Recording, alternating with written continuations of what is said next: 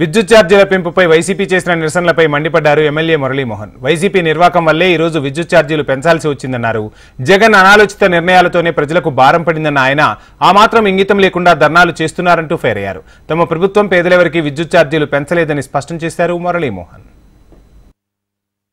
సిగ్గు లేకుండా ప్రజల్ని 5 ఏళ్ల పాటు మోసం చేసింది కాకుండా మళ్ళీ మోసం చేయాలని చెప్పి ప్రజల వద్దకు వచ్చి నడి రోడ్డు మీదకి వచ్చి నడి రోడ్డు మీద పట్ట పొగలు నట్ట నడి వీధిలో సిగ్గు లేకుండా ప్రజాస్వామ్యాన్ని అపహాస్యం చేస్తూ ప్రజలను తప్పుదో పట్టించాలన్నటువంటి మీ ఆలోచన చూస్తుంటే నవ్వొస్తుంది, జాలేస్తుంది.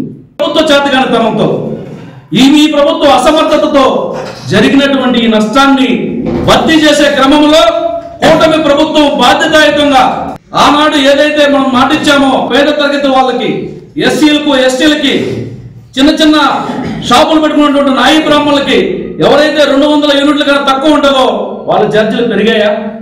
పెంచామా? ఇది చంద్రబాబు నాయుడు గారి యొక్క నిబద్ధత, ఇది కూటమి ప్రభుత్వం యొక్క బాధ్యత.